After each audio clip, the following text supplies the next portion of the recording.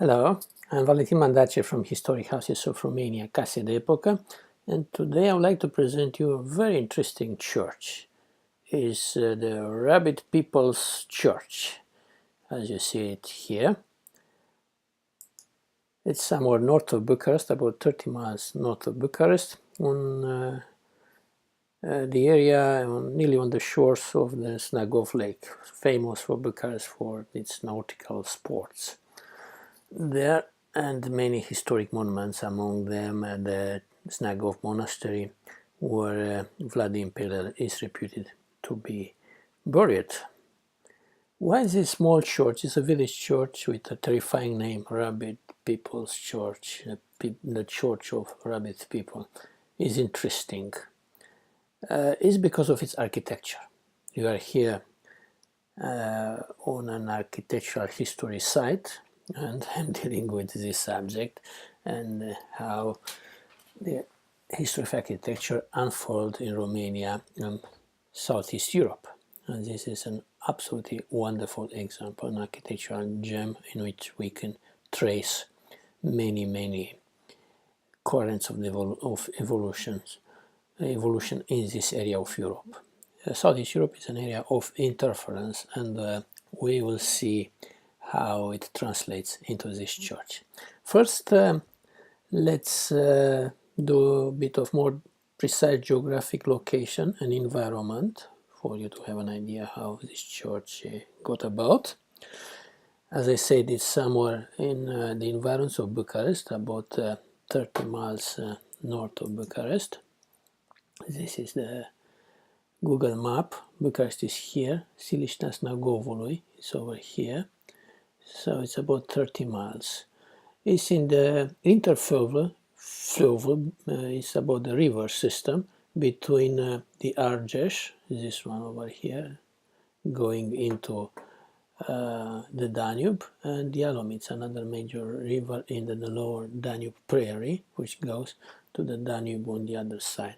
In the old times, it used to be a swampy area where with little islands in between it, and good fording places. Usually on little islands we had churches, monasteries, which were in the medieval times nucleus for villages. The same is for Silistea Snagovului, the church which we discussed today, or for Bucharest. Bucharest was lucky enough to grow, as it was probably a better fording place, especially for sheepfolds coming from the summer pastures of the Transylvanian Alps to the north, to the winter ones to the lower Danube over here. And hence it grew in importance and it became a capital, and now we have here the 6th largest town of the European Union. Silistea Snagovului and the other villages in this area between Ialomița and Argeș had a similar evolution, and they could well have been capitals too. But I say it was a stroke of luck, let's put it that way, and geopolitics, because the Turks were based over here and they like to have a town close by their huge garrison, while Silistea Snagovului or Gherghița, another town nearby, was a bit farther away, so hence they lost the importance. Now we have a kind of radiation background of old settlements in these churches in this area, and we can chart the evolution of architecture there. So let's go back to the to what we have here, the church. As you can see, it's absolutely stunningly beautiful little village church. Why it's called the Rabid People's Church is because in the medieval times used to be the church of a nunnery, of a monastery inhabited by nuns, specialized in treating rabbis. Probably with not much success, although the stories are saying that they were quite successful, and people who were saved settled around the monastery, and that is the origin of the village in the medieval times. Probably many people there trace their origins in people who had rabbis and treated by the nuns over here. The church was left empty, basically left after a huge earthquake sometimes in early 19th century, and since then became a village church, being in the middle of the cemetery in Silistea Snagovului. It's quite hot. I'll put my 1930s like ventilator, Art Deco ventilator. Right, and it is in a very good state, although it's not very well known and not much on the radar even of the heritage authorities of the state. The merit of its preservation is of the local parish priest, Nicanor Lemne, who recently, I think he celebrated his birthday, 102nd birthday. So you can imagine he lived here a fulfilling life. I have an image of him from Google Earth, from Google Maps. Let's have a look again. This is him at his parish house. The house is nearby the cemetery and the church, so easy to serve for an elderly person, elderly priest. And the house is absolutely beautiful. It's a typically house or veranda from the lower Danube Prairie, from the Principality of Wallachia, with poles and a big veranda area, prispa in Romanian. And what is very interesting, in my opinion, over here, it has a thatched roof. Not many around left, but they used to be the norm in this marshy area of Bucharest. This was one of the roofing materials, and only here and a few houses around is still preserved. Okay, we go back now to our images. Let's have them here and see again the church and examine it regarding its architecture. Show view options, quick look at 12 items. We are here. Alright, again the church itself I want to show you. This one. If you look at its roof, it reminds, although now it has a metallic sheet covering, it reminds you of a thatched roof, and quite probably underneath it there are some tracks of thatch. So most probably this church was thatched, and the roof itself looks like similar with the ones from Moldavia, for example, and also similar with the wooden churches, which are usually peasant churches in villages throughout the whole Romanian inhabited land, speaking land from in and around the Carpathian Mountains. The church is extremely interesting because it shows to you the transitions between a few styles converging in this place in Wallachia. Wallachia is the principality south of the Carpathians, between the Transylvanian Alps in the Danube, is the core of modern Romania, containing the capital Bucharest. And it had influences from the west via Hungary and Transylvania, from the Byzantium via the agency of the Bulgarian and the Serbian empires, and later on from the Ottomans, starting with the 15th, 16th century. All of this with local motifs, as I said, the wooden churches, village wooden churches. You mix them together and you have something like this. And that's why the church is important, in my opinion.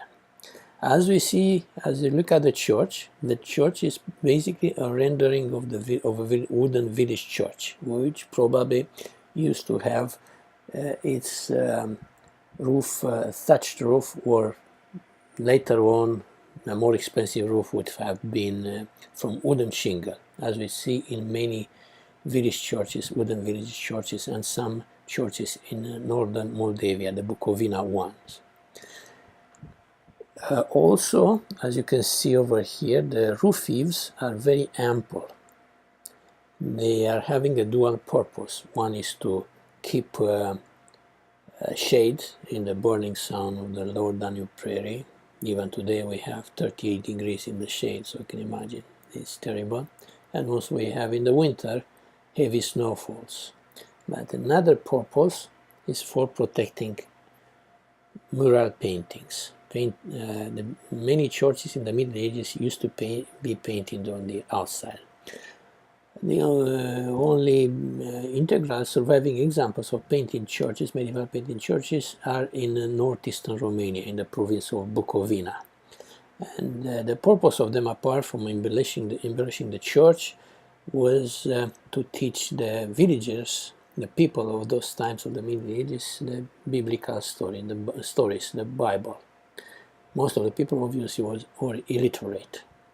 And those paintings, which they saw every day, or going at the church processions and masses, going to their work by the church every day, it was imprinting in their memories since how the biblical churches were to be conveyed at those times. Many of those paintings have disappeared. In the Western Europe was the same. In England there were many painted churches also, for example, but because of the weathering and changing fashions, and also Protestantism, which didn't like this kind of iconic, they were quite iconoclast, it disappeared, it fell off the fashion. So quite probably now, if we'll do a bit of research, you probably can find some pigments outside here. So that was another role of this ample roof eave. How we see the church is elongated like this is because of a typical wooden church aspect in and around the Carpathians, and also it's an inspiration from the churches, early churches, which were like inspired from basilicas. Basilicas were hall for the meeting of the people of settlement in the Roman Empire, with an apse at the end, which was hosting the symbols of empire, or the statue of the emperor, which was taken over by the Christians, transformed into an worshipping place. The Greek type of church, what we see if we look from above like a cross with two arms, comes about with Saint Sophia in Justinian times, in the 6th century after Christ. And then this type of church, the Greek type, goes well spread into the Balkans. And in what we have now, Romania, was a mix in between them, the Greek type and this more, let's say, Western type, which is still surviving in the wooden churches, early churches like these ones. So that is an area of influence. Another area of influence from Byzantium are this kind of blind arches, which we can see in many churches in southern Romania, sometimes in Moldavia, and throughout the Balkans like Greece, Bulgaria, or Serbia. This type of denticulation, brick denticulation, what you see over here, or over here, like intermediate frieze, again, they are a play of bricks and mortar, and typical of Byzantium, which came into this land via the agency of the Bulgarian and Serbian empires, especially the Bulgarian Empire of the 11th, 12th century. Bulgarian Empire used to be a great power, not only military but also civilization, in the northern Balkan area, and what became Wallachia later on was a kind of backwater of the Bulgarian Empire, which very much influenced this land. Actually say that the church organization Romania, or the church is Orthodox in Romania, is because of the church organization in the old Bulgarian Empire. All right, let's have a look at another aspect of the church. It's veranda. The veranda, it's Ottoman influence. This is the western end of the church, and its veranda. Absolutely stunning, in my opinion, made from brick, unpromising material, and it's probably added later on. Initially the church was more than likely, go back to the church how it looks on the side. This one is on the northern side, was probably up to here, and then the veranda was added in the Ottoman times. Let's go back to see the veranda. This is the Ottoman contribution to this church, and locally it's called the Brancovan style, but the more correct term is the Wallachian style, the Wallachian style typical of Wallachia. Why is called Brancovan? Because it reached a peak during the reign of Cantacuzino and Constantine Brancoveanu, two princes, and hence the name extended as Brancovan, but it goes from the 16th up until early 19th century, and I will propose the name Wallachian as being more appropriate. Why we have a veranda and why is Ottoman influence? It's because we live in a time of Ottoman peace. For the first time, the Ottoman Empire in the 16th, 17th century starts to concentrate with its own well-being, and hence the economy is more prosperous, and the arts are thriving. It's a lot of syncretism and synthesis between the great religions of the empire of the Padishah, and Christians are taking cues from the Islamic architecture, and veranda is such an influence. Let's see the next image of the veranda. If you go throughout the former Ottoman Empire and you see the small mosques, the village mosques, usually they have a veranda. It's replicated here in a Christian worshipping place. In the veranda, before the state school system, at the mosque, the children used to learn the Quran in the nice summer days. The same, the Christians adapted this veranda, and their children learn the Bible in this veranda in the summer days. As I said before, we had the school system. So that was the primary school, the first schools practically in this part of the world, inspired from the Ottoman habit of teaching the Quran from an early ages, and madrasas attached to the small village mosques. That is its origin here in the south of Romania.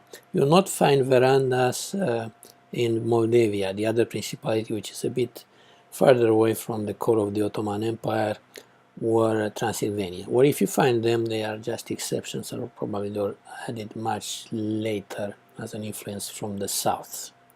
In Romanian they are called pridvor, and it's typical of the Wallachian type architecture starting with the 16th century, the 17th century we see them all over, 18th century with the peak with the Brancovan dynasty. Again, they are very much embellished with columns and lots of stone ornaments up until early mid-19th century. This is the Wallachian style. We can have another view of the veranda from the inside. It's absolutely beautiful in such a remote place, not so remote actually from Bucharest, which is the 6th largest town of the European Union, but it's very peaceful in the middle of the cemetery with such rich history. The church itself, it's said that it's dating from the 11th, 12th centuries. Is there an inscription or a painting mentioning a prince of Transylvania called Raphael V, which most probably is a Crusader of the Fourth Crusade, which occupied Constantinople and set up the Latin Empire based in Constantinople. Many of them settled also in the area formerly dominated by the Byzantine Empire. And the Transylvanians, via the Hungarian kingdom, had Wallachia, after that disaster, into their sphere of influence. So Byzantium fell, Bulgaria was again diminished. The Hungarian kingdom, with its Western type Christianity, was the master in this area, and hence probably that's why it was that dedicatory painting to this Crusader Prince of Transylvania. He was the overlord of the region, and that's why we can see this type of the church, as I said, like a basilica. it might be the Transylvanian influence on which were added the Byzantine motifs, as I say, those small arcades or the denticulations of from bricks, and later on the Ottoman veranda, as we see it here. Let's see some other details. This is the apse of the altar. Again, you can see the play of the bricks, typical of the Byzantine, Bulgarian and Serbian type architecture, which are a recycling of the Byzantine motifs. I like the apse. It's a bit more geometrical, if you notice. It's not round. The Byzantines would like to do it round. The Bulgarians the same, the Serbians the same. But this one is from panels. Again, it's quite Western, this kind of thing of putting straight panels. It's not exclusively Western. You can see in the Greek wall too. But here, being on the borderline between the East and West, I suspect is more, again, of a Transylvanian Western influence into this type of apse. Let's go further. This is the icon above the entrance of the church, which shows the nativity of Mary. It's not nativity of the birth of Christ, it's the birth of Mary, to whom the church is dedicated.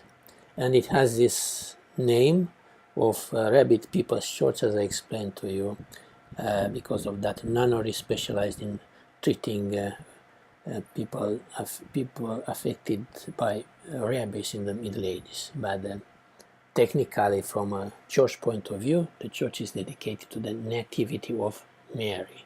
And this kind of painting is typical of the Wallachian style. It's very much influenced, as I said, by the art of the Ottoman Empire.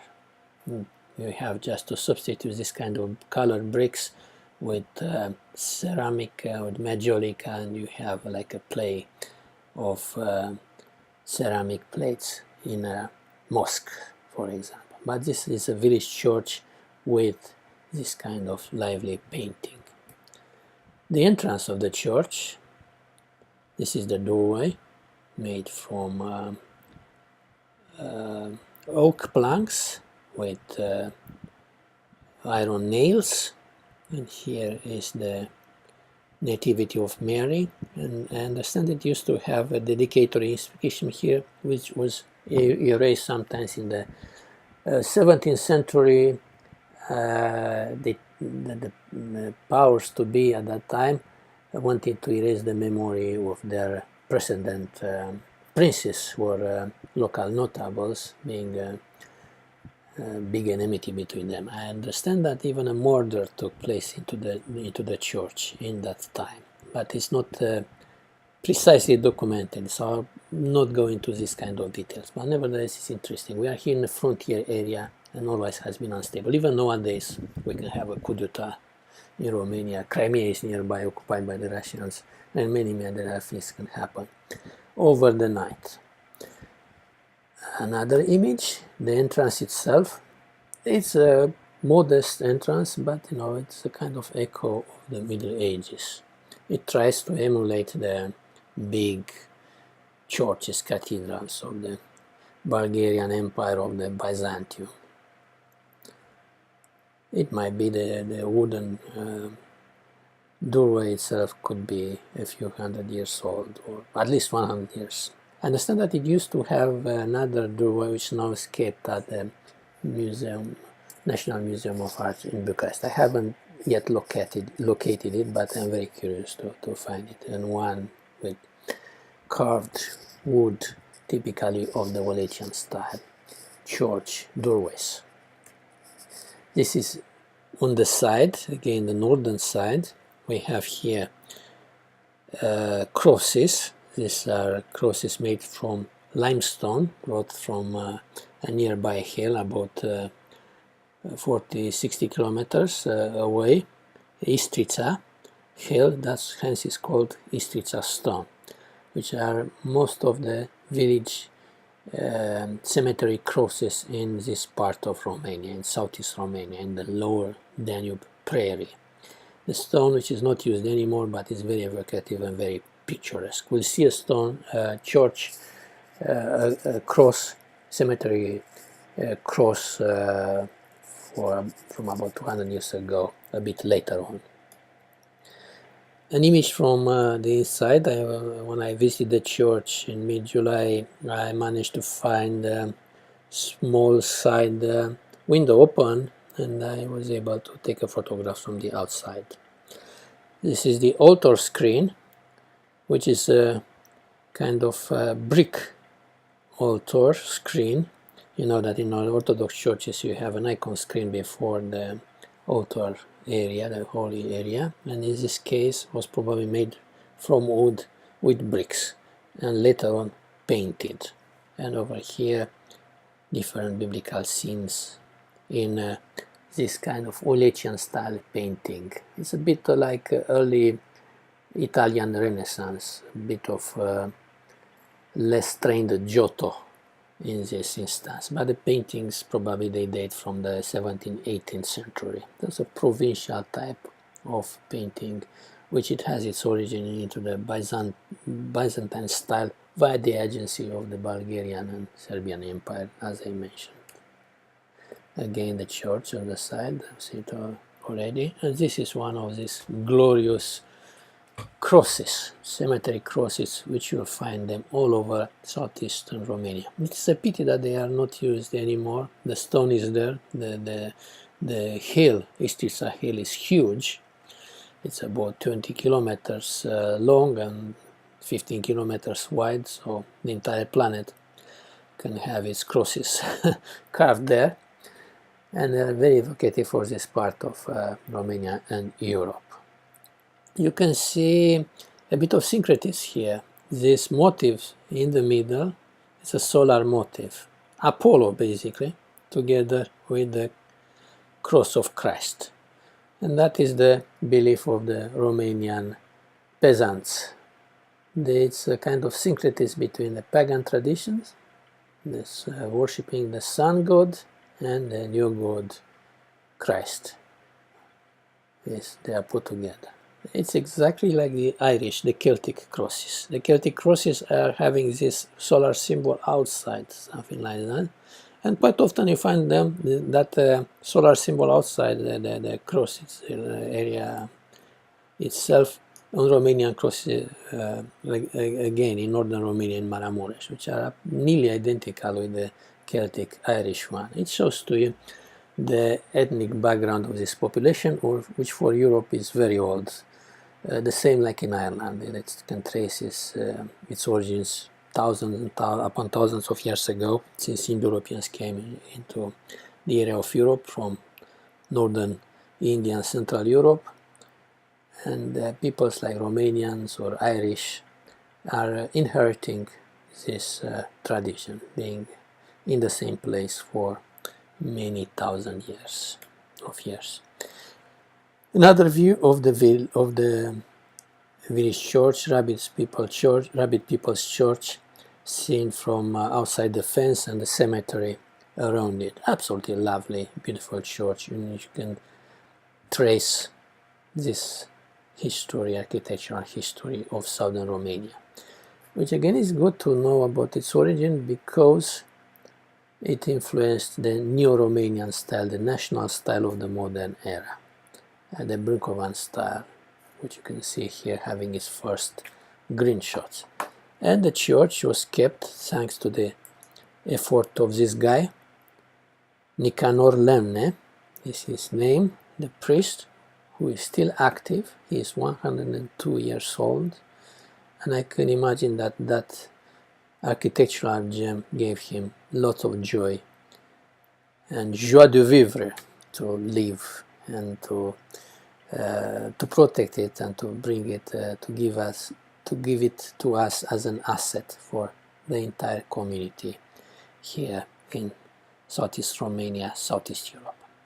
I hope you liked this video, and we'll see each other at the next podcast. Thank you. I'm Valentin Mandace from Historic Houses of Romania, Case de Epocă. Bye bye.